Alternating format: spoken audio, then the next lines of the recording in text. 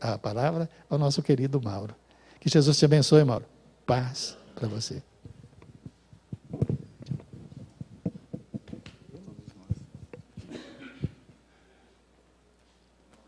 Bom dia. Tudo bem? Alegria estar aqui nessa cidade de Araraquara, onde já estivemos uma vez, e mais ainda estar nessa casa, onde fomos recebidos com muito afeto, onde fomos recebidos aqui com muita alegria. Em toda palestra que a gente realiza, eu sempre procuro mentalizar os benfeitores que nos acompanham, a fim de que eles inspirem as nossas palavras. Não para que elas sejam brilhantes, posto que nada trazemos de especial, mas que elas possam ser úteis dentro da necessidade de cada um de nós, na manhã, no dia de hoje, no mês que segue. Vamos falar hoje sobre um tema que diz respeito à nossa vida. Afinal de contas, estamos jornadeando ainda por um plano de provas e expiação e, portanto, nenhum de nós se encontra em caráter de exceção. Até por isso, uma vez perguntaram ao inesquecível Mohandas Mahatma Gandhi sobre os livros importantes que ele havia lido. E ele fez um comentário que nos marca e que serve aí de introdução para a nossa palestra. O Gandhi diz que se todos os livros que existem se perdessem, se tudo se consumisse e restasse apenas o Sermão do Monte, nada estaria perdido. E é exatamente por isso que nós viemos, no capítulo 5 do Evangelho, trazer aí uma mensagem que está correlacionada ao Sermão do Monte, onde Jesus, naquele instante inesquecível, se dirige à multidão com palavras de vida eterna, que marca a nossa existência e que são ali um roteiro para a nossa evolução, para o nosso aperfeiçoamento, para o nosso desenvolvimento. Eu fico imaginando Jesus, aquela época, falando para uma multidão, e sem os recursos que nós temos hoje em dia. Hoje nós temos um microfone que nos auxilia na expansão do som.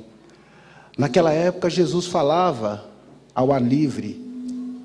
E, com certeza, os espíritos amigos ali presentes ampliavam a sua voz de modo que todos aqueles que se encontravam observando aquela palestra entendessem no volume adequado e na sua linguagem de origem.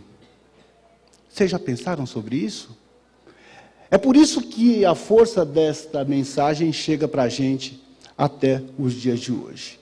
Vamos adiante.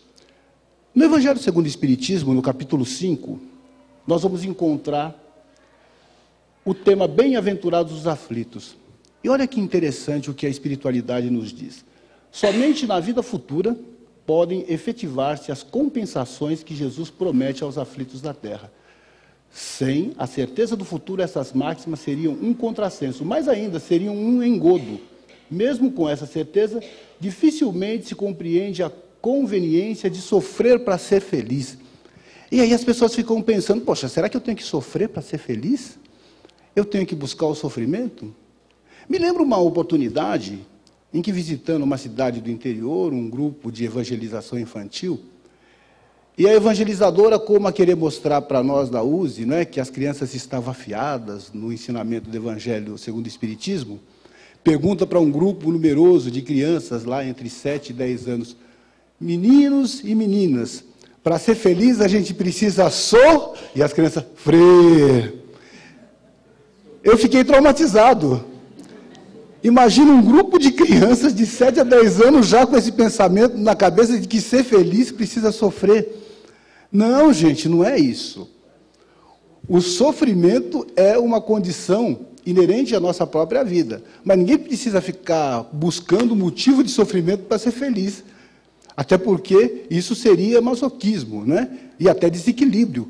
Sugiro procurar um psiquiatra urgente quem pensa dessa forma. E Allan Kardec não, os espíritos dizem o seguinte, olha, somente na vida futura. E o futuro, nós precisamos pensar como espíritos. Não o futuro daqui a 10, 15, 20 anos, mas o futuro da nossa própria vida, porque a doutrina espírita vem nos trazer a informação de que somos espíritos imortais. E que, sobretudo, nascemos para ser felizes. Então, essa nossa encarnação é uma construção para a felicidade. O sofrimento é transitório, é momentâneo e necessita ser superado, de acordo com a possibilidade de cada um de nós. E qual o objetivo do sofrimento, né? Se ele existe? Vamos analisar um pouquinho sobre isso, observando aqui o nosso planeta.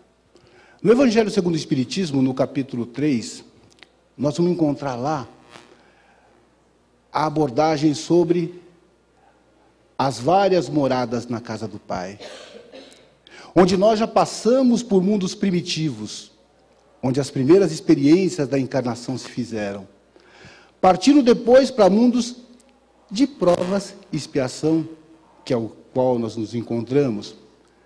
Logo adiante, o mundo de regeneração, onde o bem já se sobrepõe ao mal. Estamos vivenciando nesse instante um momento de transição onde o planeta passa por essa etapa de provas e expiação e logo mais estaremos na regeneração.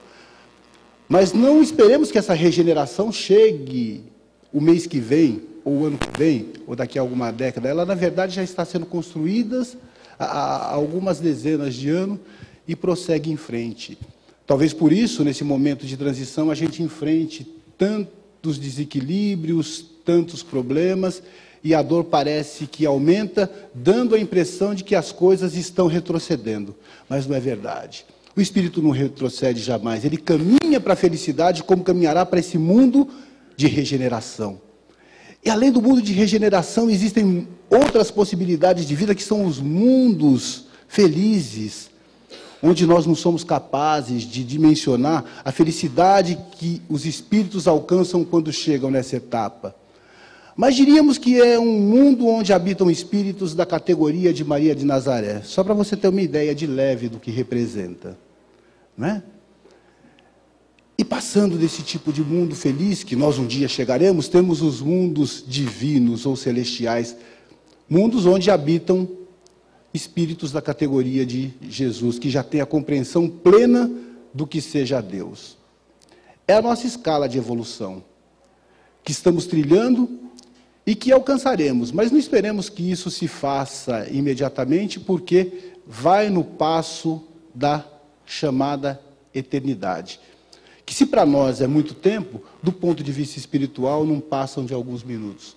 Portanto, o sofrimento, a dor, a angústia e tudo mais que se apresenta na nossa vida são segundos pelos quais a gente está passando. E a gente vai falar exatamente sobre esses segundos e como buscar superá-los.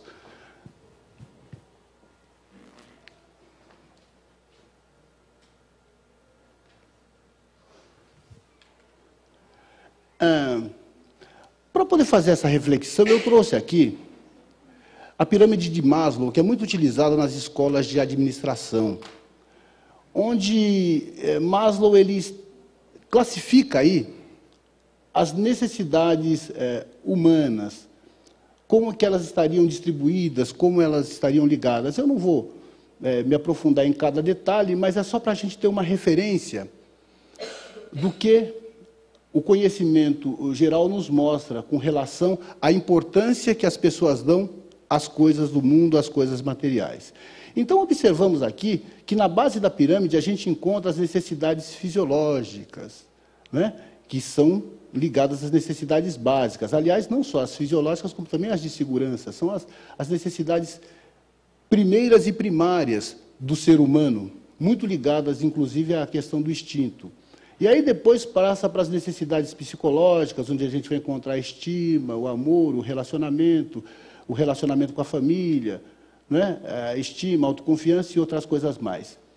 E depois as necessidades de autorrealização que estão lá no topo da pirâmide e que só depois, segundo Maslow, de vencidas essas necessidades, é que a pessoa terá condição de se atirar a essas necessidades que estão na pirâmide, ligadas à moralidade, à solução de problemas, à agência de preconceito, à aceitação dos fatos e tudo mais. A doutrina espírita vem nos ensinar exatamente o inverso, né? Que a gente começa a trabalhar a questão do espírito para resolver, com o decorrer da vida, as questões ligadas ao nosso dia a dia. Talvez até por isso, como a maior parte das pessoas no mundo ainda dá muito interesse, muita importância e sofrem pelas questões ligadas à matéria, é que a gente fez uma classificação didática de como é que essas coisas acontecem. Por exemplo, como é que estariam distribuídas as aflições, né? Entre materiais, sociais, afetivas e de saúde.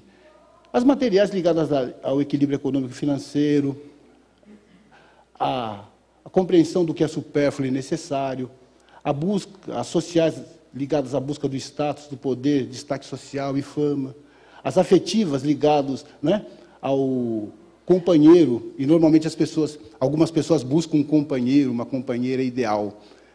E a gente faz um parênteses aqui para dizer que num mundo ainda tão complicado, o ideal é utopia. Nós já atingimos a perfeição? Sim ou não? Não.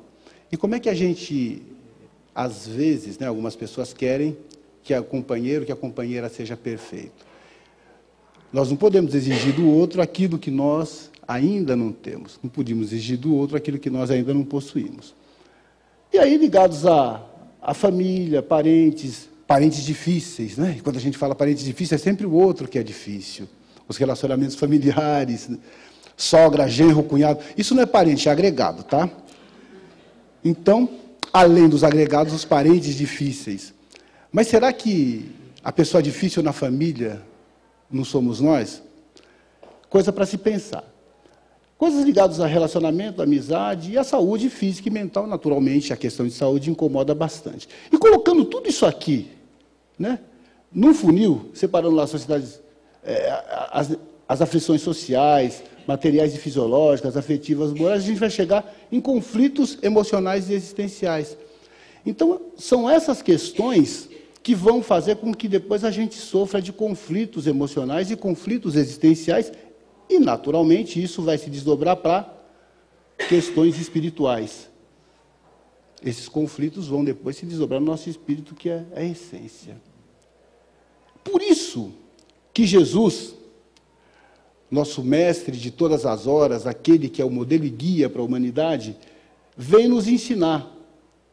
E eu separei uma frase grifada aqui, para que a gente reflita a respeito disso. Olha, no mundo tereis aflições, mas tende bom ânimo, eu venci o mundo. Então, quando Jesus fala que esse no mundo tereis aflições, ele está dizendo que toda vez que a gente der mais importância às coisas da matéria do que às coisas do espírito, a gente vai ter aflição, vai ficar incomodado. Porque não raramente muitas pessoas vivem como se fosse um corpo, e não como se fosse um ser imortal, não como se fosse um espírito. É por isso que é muito comum as pessoas falar o meu espírito. Não, não é próprio. Eu espírito. O meu corpo. E eu espírito. E a gente encontra comumente as pessoas pensando o meu corpo e o meu espírito. Aliás, esse negócio de meu, a gente precisa colocar no lugar adequado, porque nosso mesmo, a gente não tem nada, a não ser o amor, o entendimento, o conhecimento, as amizades, as relações. Isso são patrimônios do espírito. O que é do espírito é patrimônio. Tudo que está fora do espírito é transitório, inclusive o corpo, né, que um dia vai ser levado à desagregação celular, seja por que meio for, ou pela terra, ou pela cremação, e assim por diante. Mas não é por isso que a gente vai deixar de cuidar bem dessa casquinha que Deus nos deu aqui, esse corpinho bonito de mamãe que papai colocaram no mundo, né? No mundo tereis aflições. É muito interessante porque quando a gente pensa em algumas coisas, conta de água traz aflição. Aqui em Matão, aqui em Araraquara, acho que não, né?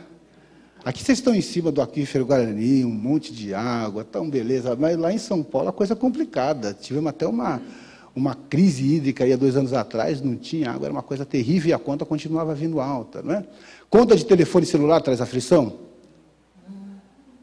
Dia dos namorados chegando e querendo comprar um presente para o namorado traz aflição? Traz. Time de futebol, o Palmeiras, traz aflição? Cartão de crédito sem limite dado para a esposa ou para o esposo para ir aqui no shopping mais granfino de Araraquara traz aflição? Todas essas coisas trazem aflição, não é verdade? Quando a gente começa a viver no mundo, só para o mundo, a gente vai vendo que essas pequenas coisas da vida vão nos ampliando as aflições. E no livro dos Espíritos, olha que interessante. O que os imortais vêm nos dizer? De ordinário, o homem só é infeliz pela importância que liga as coisas deste mundo. Se elevar seus pensamentos para o infinito, que é o seu destino, mesquinhas e pueris desaparecerão as vicissitudes da humanidade, como são as tristezas das crianças. Isso não significa que a gente tem que deixar de lado as coisas relacionadas às nossas necessidades materiais. Afinal de contas, a gente está no mundo material e precisa, sim, progredir. É justo, é digno que a pessoa busque, com os recursos do mundo material, né, viver até uma vida confortável, não tem problema nenhum nisso. A única questão que deve ser pensada é o seguinte: a matéria não é o objeto da nossa vida, ela existe para nos servir, e não nós para servirmos a ela. É esse o ponto. O restante não tem problema nenhum você trabalhar, progredir, estudar, ganhar dinheiro, e desde que use ele bem, né, não tem nenhum problema. Só que precisa ter equilíbrio na utilização desses recursos.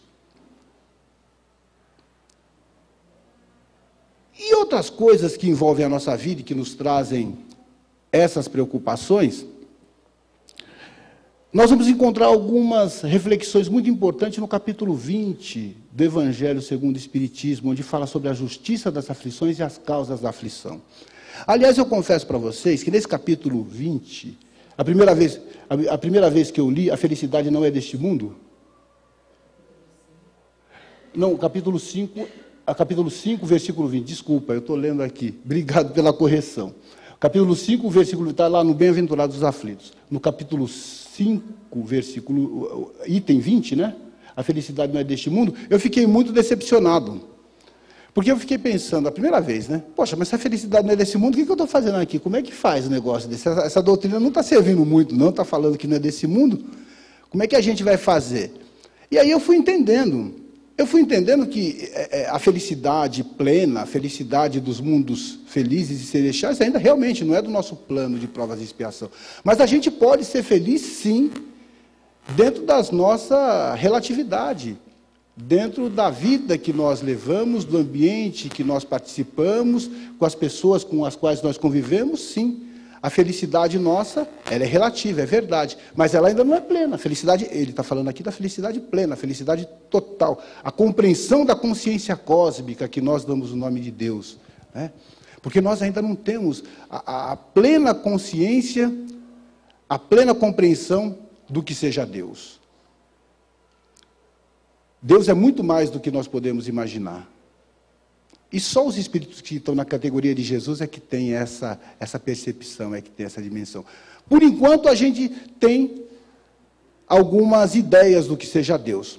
Por exemplo, eu costumo fazer a pergunta em todas as palestras: você acredita em Deus? Quem acredita em Deus? Beleza, olha quanta gente acredita em Deus, que maravilha. Só por acreditar o mundo já estaria transformado, não estaria? É uma crença inata. Se a crença em Deus, a pura e simples crença em Deus modificasse as pessoas, né, o mundo já estaria transformado. Mas, infelizmente, a coisa não é assim. A pura e simples crença em Deus não modifica nada. A gente precisa começar a agir de acordo com aquela lei que Deus nos apresenta no Evangelho. E aí, na lei de Deus, a gente vai observar uma coisa muito interessante: a justiça. Deus é justo? É justo ou não é? Deus é bom? Deus é justo, Deus é bom. Deus é perfeito? Então, se ele é perfeito, ele não erra. Então, nós chegamos aqui a 3 atributos de Deus. Ótimo, estamos chegando num consenso. Deus é justo, Deus é bom e Deus é perfeito. E por ser perfeito, não erra. E por ser bom, serve a todos. E por ser justo, trata a todos iguais. Não é verdade? E por que tem gente que sofre?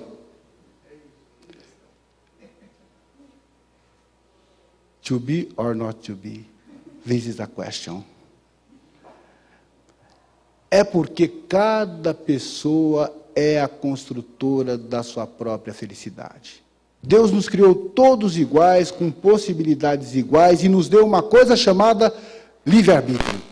A partir desse cara, a gente começou a construir a nossa evolução, a gente começou a construir a nossa vida e traçar o nosso destino. Ser feliz mais rapidamente ou demorar um pouquinho mais para chegar lá. O fato é que a gente vai ser feliz, esse é o ponto. Pode não ser nessa encarnação, é verdade. Ah, mas nessa encarnação que eu queria ser feliz, vai. Eu queria tanto ter alguém do meu lado, alguém para encostar a cabeça no ombro, alguém para me chamar de meu. Eu queria tanto ter aquela casinha branca de varanda, um quintal e uma janela para ver o sol nascer. Ah, eu queria tanto não passar necessidades de ordem material, não passar fome. Eu queria tanto não ter enfermidade. Perfeito, justo, certo. Só que essas aflições, essas situações se apresentam na vida porque são construções nossas, que depois serão superadas com o decorrer do tempo. Aí a gente encontra a justiça das aflições. Porque se há justiça nas aflições, elas se apresentam porque houve uma causa. Que se não está na vida presente, está na vida passada. Mas eu não preciso ficar pensando o que aconteceu lá no meu passado, ficar fazendo regressão de memória para saber que eu fui rei, rainha, príncipe, marquês, conde. Nossa, todo mundo foi alguém importante no passado, né? É interessante que o Chico falava que isso é verdade. A maior parte das pessoas que está aqui nessa encarnação, nesse mundo de prova e expiação, foi importante no passado, porque os camponeses, os operários, as lavaderas, estão tudo no reino do céu. O restante está aqui, né? Mas eu não preciso ir lá atrás para saber por que eu estou sofrendo agora numa regressão. Basta que, a partir de hoje, eu comece a construir um novo futuro. Volto ao Chico Xavier, lembrando aquela frase famosa dele, né? Ninguém pode voltar atrás e fazer um novo começo. Só que a partir de agora a gente pode começar a construir um novo fim. Ou seja, qual é o fim? É a chegada até Deus, é o nosso ponto culminante, é a construção da nossa felicidade que começa agora nos nossos pensamentos, sentimentos e ações. Nós temos todas as possibilidades, nós temos tudo para ser feliz, nós nascemos para isso. Não aceite outra realidade. Pode não estar acontecendo nesse instante, nesse momento, mas a construção da vida caminha para isso. E dentro das questões que se nos apresentam na vida, nós temos aí aquilo que nós chamamos de prova. Né? Prova. Já ouviram falar de prova e de expiação? Estamos no mundo de provas e expiação. E a gente vai tentar explicar rudimentarmente o que significa isso, não é? Prova, imaginemos um aluno na escola que é defrontado com toda a matéria que ele teve durante um semestre ou durante um ano. Se ele foi um aluno aplicado, se ele estudou, se ele fez tudo direitinho, ele vai conseguir responder aquela prova e vai ser aprovado. Caso ele tenha sido relapso, tenha preferido jogar futebol, ficar por aí passeando, indo no shopping, só namorando, só vivendo como se a vida fosse um parque de diversão, na hora que chegar a prova ele não vai conseguir responder as questões e vai ser reprovado.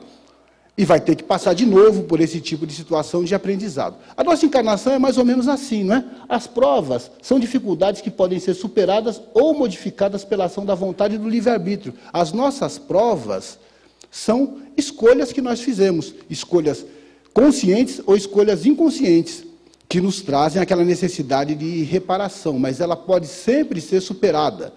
Toda encarnação traz uma série de provas que vão sendo superadas conforme a nossa capacidade de lidar com esse tipo de situação. Já a expiação é uma dificuldade que não pode ser modificada nessa encarnação, ou seja, como se fosse um resgate, não é? A pessoa vem, por exemplo, eu não quero dizer que todos os casos sejam esse, né?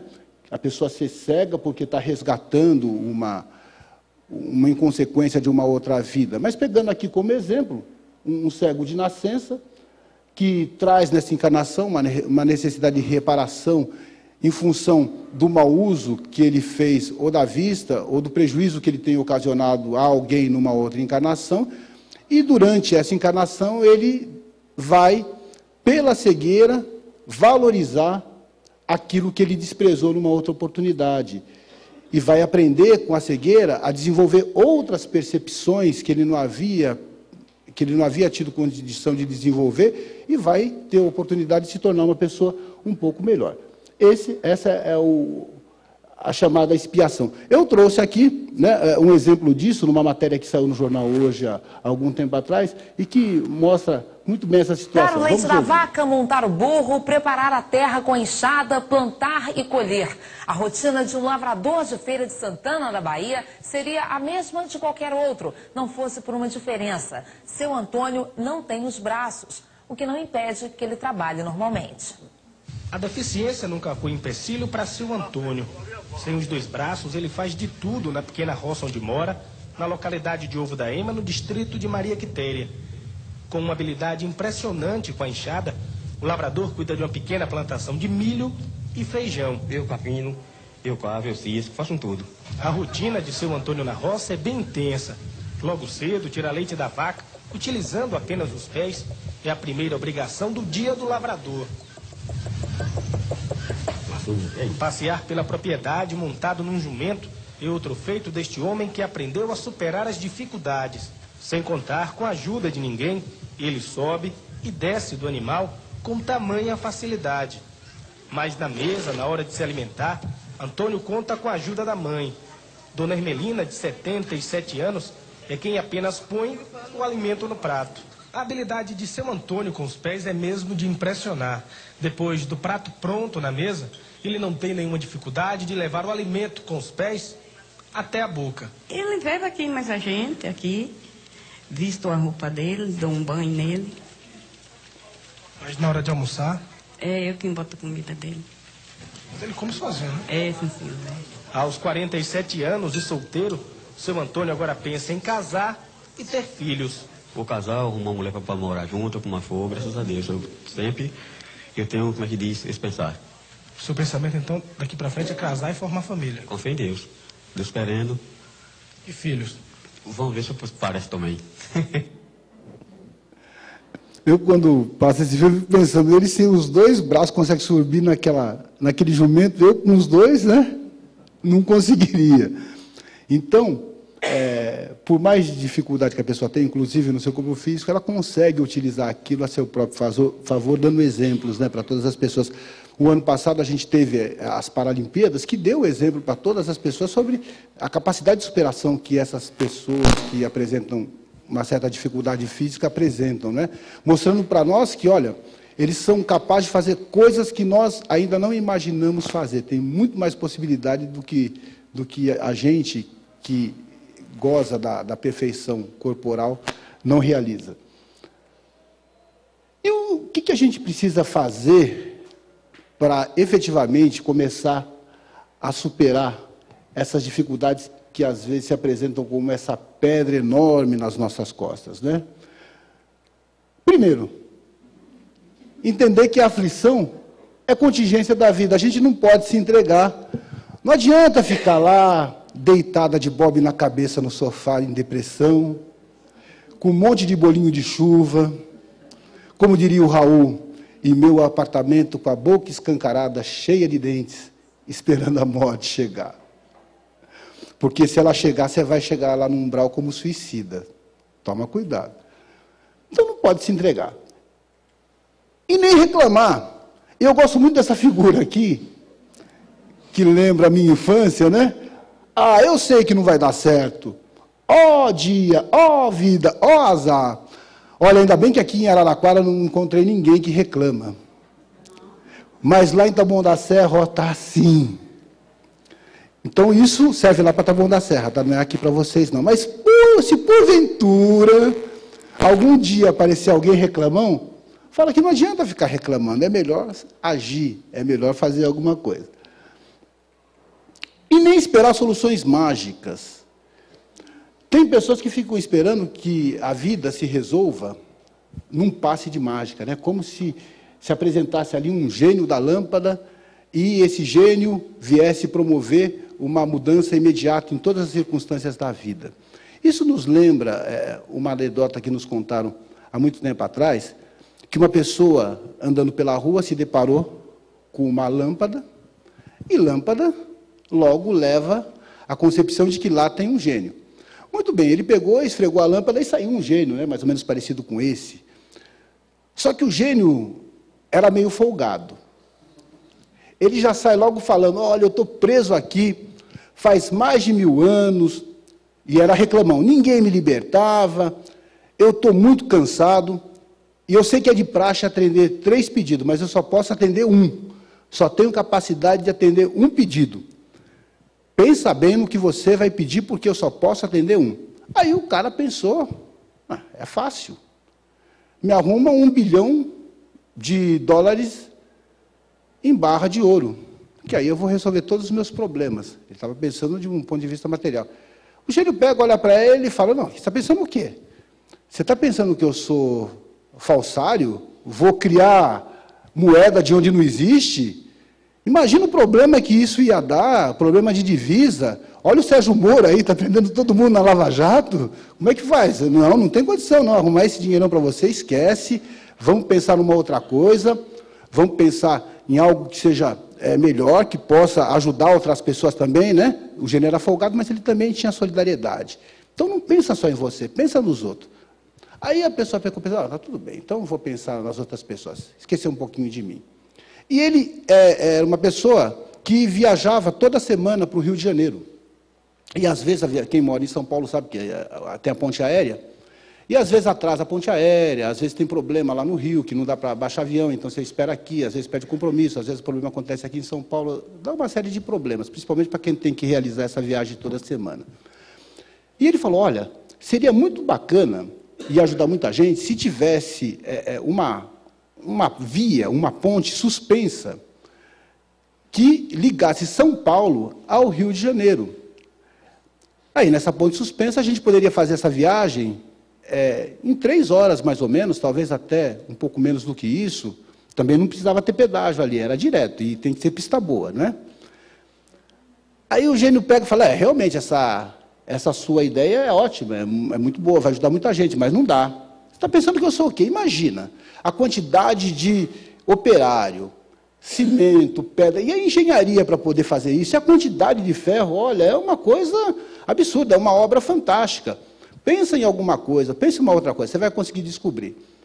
Aí, esse senhor tinha uma sogra que mora aqui em Araraquara. E ele pensou, a sogra dele é uma pessoa difícil, não é? Uma pessoa que tem problema de relacionamento com todo mundo, muito reclamona, muito turrona. Olha, eu tenho uma sogra que mora lá em Araraquara, e lá tem um centro espírita chamado Portal da Luz. Faz tratamento espiritual, orientação. Ela pode ir lá para conversar com alguém, receber um abraço, tomar um passe, assistir uma palestra. E aí eu tenho certeza que essa ida dela lá ia ajudar muita gente. Pelo menos a vizinhança não ia ter mais do que reclamar, e outras pessoas também.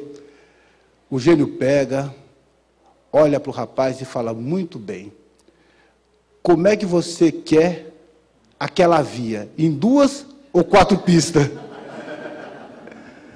Então, observa que é muito mais fácil, às vezes, realizar uma coisa fantástica, né, do que as pessoas modificarem o seu interior, modificarem a sua forma de ser, reformarem-se. E as soluções mágicas, elas não existem. E o Evangelho segundo o Espiritismo vai nos apresentar algumas lições. A gente pode pegar o Evangelho, está lá, gente, as respostas de como superar a aflição, é aqui que eu queria chegar. É essa grande divulgação que a gente quer fazer, das obras básicas do Evangelho. E ele vem apresentar lá, olha, no capítulo 5, no item 4, né?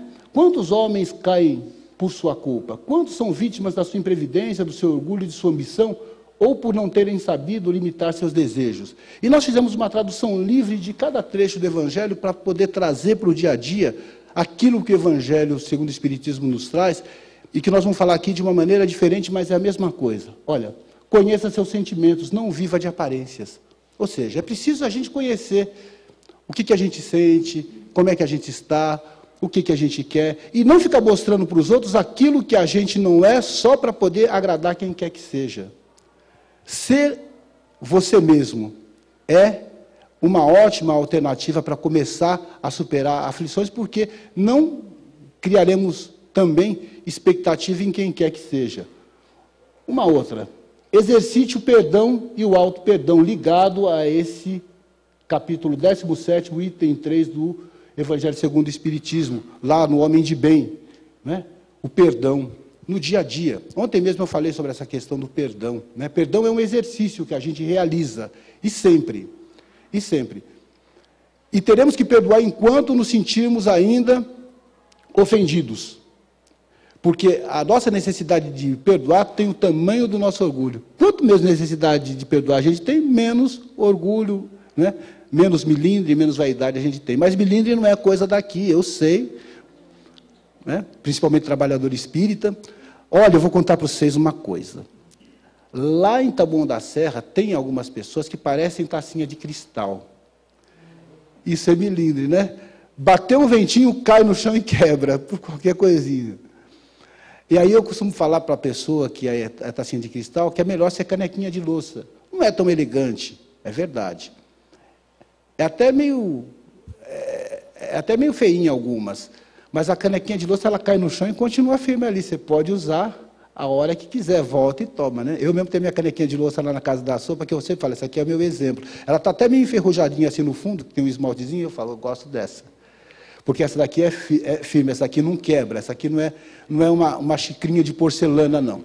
Então a gente precisa criar essa resistência para poder não se deixar abater, não se deixar magoar por qualquer coisa, não é? E é muito comum a gente se magoar. O que é mágoa? Mágoa é um sentimento que a gente vai remoendo. Eu costumo falar que mágoa é má água, água suja. Imagina uma caixa d'água cheia de pó no fundo, cheio de resíduo. Se você vai e mexe aquele resíduo do fundo da caixa d'água, é a mesma coisa que quando a gente traz esse ressentimento, essa mágoa do coração, volta tudo de novo, né? Agora, se a gente faz uma asepsia, faz uma limpeza lá, pode mexer a água que a sujeira não vai contaminar. Então, nas nossas relações, no nosso coração também, a coisa precisa funcionar dessa forma. A gente não deve ficar guardando resíduo, guardando aquelas poeirinhas, né? Ah, eu perdoo, mas não esqueço. Lembra 10 anos, quando você estava com aquela calça xadrez, aquela blusa verde, naquela esquina que você me falou isso, aquilo outro? Eu te perdoei, tá? Mas eu não esqueci. Isso não é perdão. Claro que também a gente não é desmemoriado. Não dá para esquecer todas as coisas da vida, mas não deve ficar remoendo as mágoas do passado. Mágoa é coisa para ser superada para a gente não sofrer. E o auto-perdão é a gente também ter perdão, perdoarmos, né, dos nossos equívocos, não ficar nutrindo remorso por todas as coisas. Errar, todo mundo erra. O importante é não retroceder naquilo que fez no passado e continuar a sua vida adiante sem ficar olhando para trás. Porque quem fica olhando muito para trás não segue o caminho que necessita. Compreenda e trabalhe a dor. A dor ela é inevitável. Todos nós vamos passar por um momento de dor, de angústia, de aflição. Então, se ela existe, a gente precisa saber como lidar com ela. Né? Não podemos deixar que ela venha destruir os nossos propósitos de vida. E uma vez superada uma dificuldade, uma dor, preparemos-nos para outra que virá a seguir. Porque o próprio Jesus nos deu o exemplo. Observe que Jesus não tinha nada a espiar, não tinha nada a pagar, e, no entanto, ele vem e nos mostra que o caminho que leva a Deus é um caminho que requer esforço e muitas vezes sacrifício, que para ele não foi nenhum sacrifício. Por quê? Porque ele tinha preparação para isso. A pessoa preparada, ela passa pelo momento de dor de uma maneira tranquila, que aos outros parece um absurdo. Controle o melindre. Já falamos um pouquinho disso, né? O tal do melindre, que é a pessoa ficar chateada por qualquer coisa. E exercite a caridade. A caridade como benevolência, indulgência e perdão. A caridade é um exercício para a nossa própria existência, né?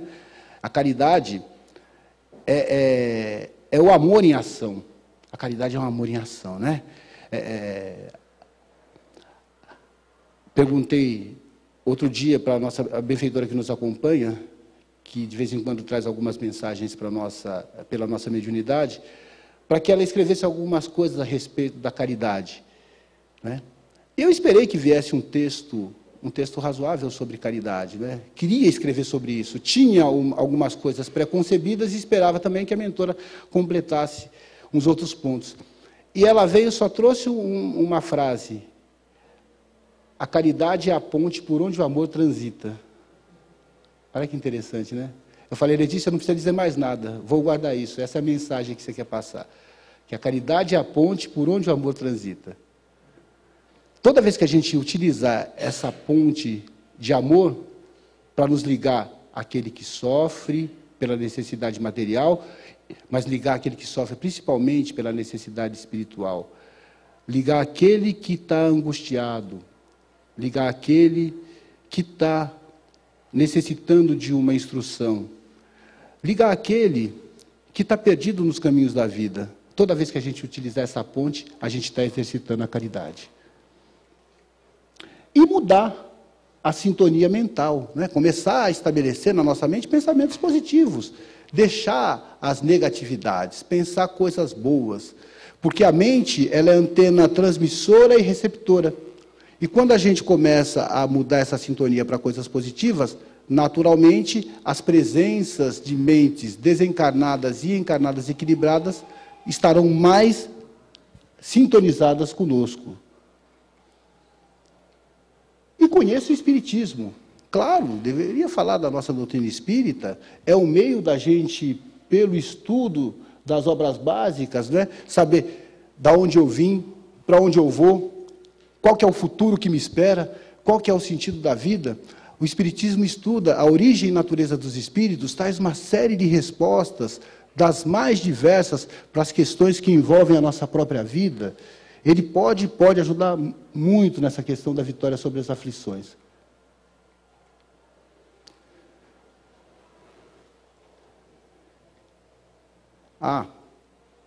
E um outro detalhe aqui, nunca desista, né?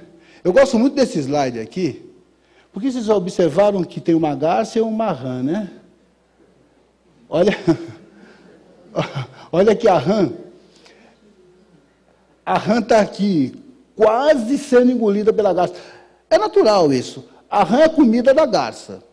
Então, a garça está com fome. Mas a rã está lutando pela vida.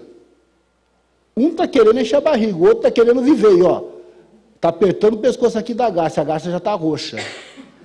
Daqui a pouquinho a garça cai lá e a rã vai sair na lagoa pulando e vai embora. Então, por mais difícil que pareça a situação, isso quer dizer, sempre tem uma saída, sempre a pessoa pode conseguir alcançar uma vitória, não existe nada perdido, né? A ideia de não conseguir superar é que faz com que as pessoas, muitas vezes, cometam o ato inconsequente do suicídio. E esse slide mostra muito bem isso, que, olha, ainda que o momento pareça decisivo, sempre tem uma solução. E uma outra mensagem da querida benfeitora, né? Uma vez ela veio e nos falou, as adversidades, elas são como as nuvens de chuva, elas vêm, ensombram e passam. E ela nos trouxe uma mensagem muito interessante, que falava a respeito disso, porque a gente estava um pouco angustiado, e era mais ou menos assim. Ainda que a noite da desilusão enevoe os teus olhos, confie e segue. Ainda que a flor que mais desejavas te dilacere as mãos, confia e segue. Ainda que filhos queridos te provoquem lágrimas sentidas, confia e segue. Ainda que a pessoa em quem devotavas a esperança de uma vida feliz te decepcione, confia e segue. Ainda que te faltem recursos amoedados para suprir as tuas próprias necessidades, confia e segue. Ainda que a enfermidade do corpo te impossibilite de movimentar-te como bem queiras, confia e segue. E ela prosseguiu: filhinho, em cada fase da vida, confia e segue. Em cada lágrima escorrida, confia e segue. Em cada momento de dor, tem confiança, segue. Lembra, o Cristo de Deus jamais desdenhou a esperança e recomendou àqueles que quiserem seguir-me, negue-se a si mesmo, tome da sua cruz e segue-me. Ela assinou Letícia. E é por isso que nós trouxemos uma mensagem musicada para ilustrar nossa palestra nesse momento que já nos encaminhamos para o final.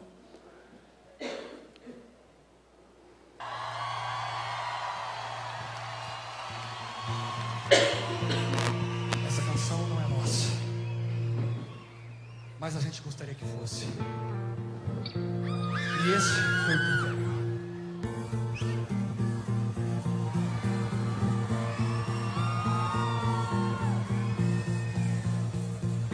Mas é claro que o sol vai voltar amanhã.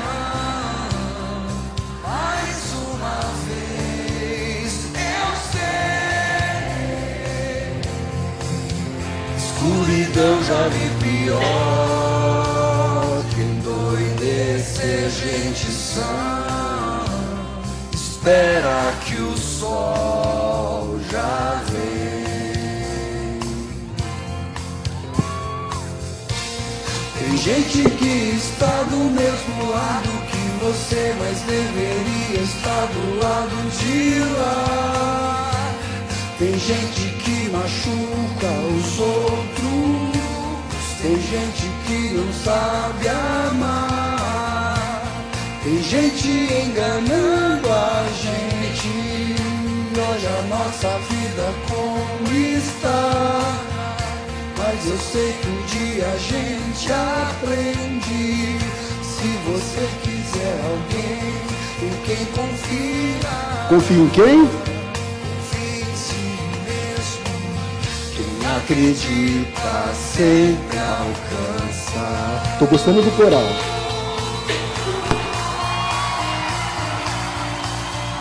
Mas é claro que o sol vai voltar amanhã. Mais uma vez eu sei. Escuridão já vi pior. De endoidecer gente sã. Espera que o sol já vem. Presta atenção nisso.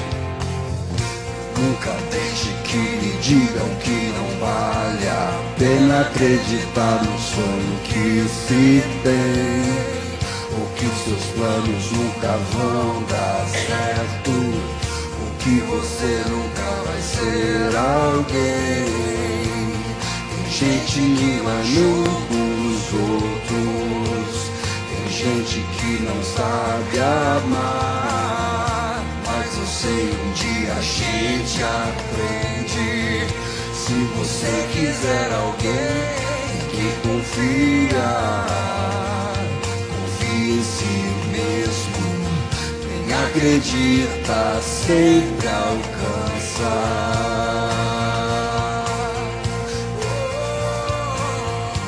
Você pode ser um rei, ou então comemorar na beira de uma praia, ou escalar o topo mais alto da montanha. Quem sabe até pegar o arco-íris.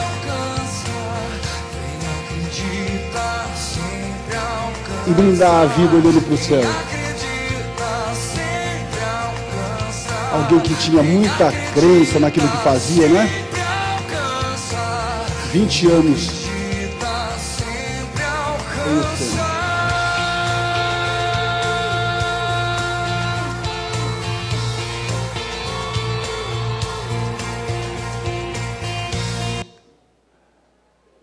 A benfeitora Joana de Ângeles vem nos dizer também uma outra mensagem, onde ela fala: olha, a tua felicidade é possível, crê nessa realidade e luta com afinco para alcançá-la.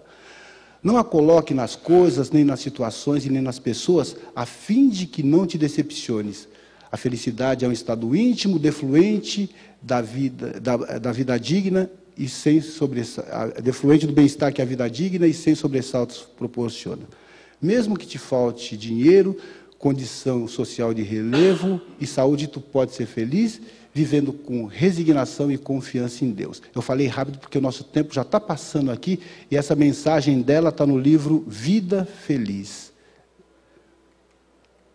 E temos aí algumas pessoas que passaram por uma série de aflições, conhecidas por nós, outras nem tanto, e que superaram essas aflições, se tornaram referenciais a serem seguidos, né?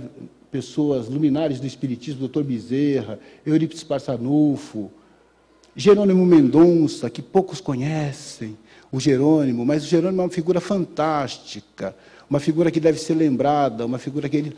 Olha, o Jerônimo, eu gosto de fazer um parênteses, mesmo passando um pouquinho do tempo, porque vale a pena a gente falar sobre alguns episódios da vida dele, e esse é marcante. O Jerônimo, ele era uma pessoa que não tinha possibilidades de se movimentar nem para a direita, nem para a esquerda, ele era cego, desde os 20 anos ele tinha ficado assim. E havia um dito para ele, os médicos, que ele não passaria dos 25 anos encarnado, porque em qualquer movimento mais brusco ele poderia vir a desencarnar. O Jerônimo desencarnou com 50 anos. Aí as pessoas pensam, nossa, mas ficar com 50 anos entrevado era melhor ter desencarnado com 25. Não, para ele foi uma vitória sobre as adversidades e a própria existência. O Isaías Claro, nosso conhecido amigo, que tem a comunidade Joana de Ângeles lá em Oswaldo Cruz, Andradina, ele conta que o Jerônimo, quando se manifestou numa reunião mediúnica lá, disse que se sentia como um passarinho livre, né, fora do corpo, que para ele aqueles anos entrevado na cama foram fantásticos para a recuperação espiritual dele. Então, nem tudo aquilo que parece terrível, na verdade às vezes é um benefício do alto em favor daquele espírito que precisa se libertar, não é? E tem uma passagem de vida muito interessante do Jerônimo, que ele morava lá em Ituiutaba, Minas, e ele gostava muito de cinema, muito de cinema. Toda estreia que tinha lá em Ituiutaba, o Jerônimo ia no cinema, ele entrava gratuitamente, porque ele não ocupava espaço, ficava na maquinha dele lá no fundo e deixava ele entrar.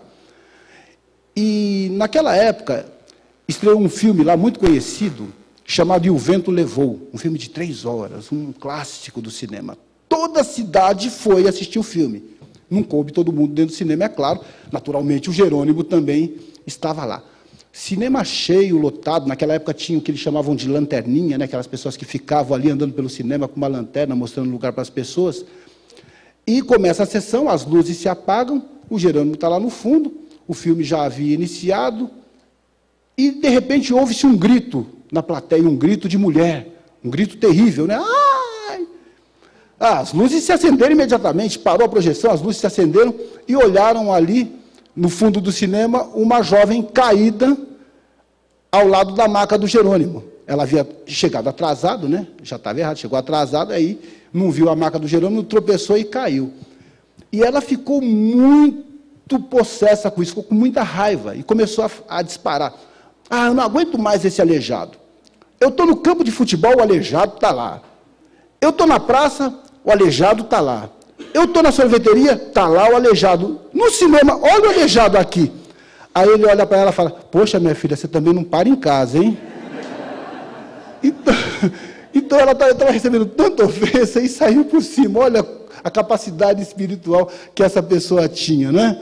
E essa passagem está no livro chamado O Gigante Deitado, do Jerônimo Mendonça, vocês podem ver. Tem outras passagens interessantes da vida dele. Aqui, a nossa irmã Dulce da Bahia, uma alma tão maravilhosa, que passou por tantas dificuldades, não é? O nosso Caibá, Não ia esquecer aqui da região, o Caibá Schutel, né? Todo mundo sabe das necessidades, das dificuldades que o Caibá enfrentou, e a obra dele continua até hoje. E o nosso Chico, mais do que ninguém, passou pelas adversidades, pelas dificuldades e seguiu adiante. São exemplos, né? É claro que a gente se encontra ainda um pouco distante desse patamar de espírito, mas são referenciais, são modelos, são setas que a gente pode seguir e olhar, olha, um dia a gente chega lá. E vamos chegar, porque eles também passaram por onde nós estamos passando. E aí, quem sabe, né, com tudo isso, nós teremos condição, não de chegar nesse estágio aqui, já ir lá tomar cafezinho com o ministro Clarencio em nosso lar, tendo em vista que ainda temos muita coisa para poder enfrentar, né? Mas sabendo que do átomo ao arcanjo tudo se encadeia na natureza, esse é um processo de vitória que nós estabelecemos sobre nós mesmos até o ponto em que um dia todos iremos chegar. Aqui está a nossa bibliografia, utilizada para essa palestra, o nosso agradecimento, o nosso reconhecimento, o nosso grande abraço, deixando com vocês essa mensagem. Deus está no comando hoje e sempre de todas as coisas. O nosso abraço no coração de cada um de vocês, tá bom?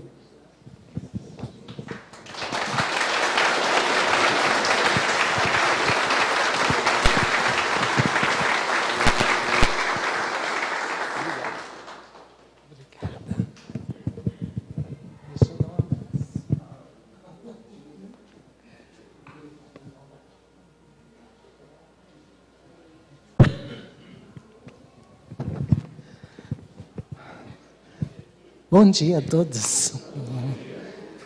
Maravilha, tá? A casa está alegre, lotada. Obrigada, Mauro. Sempre oportuno.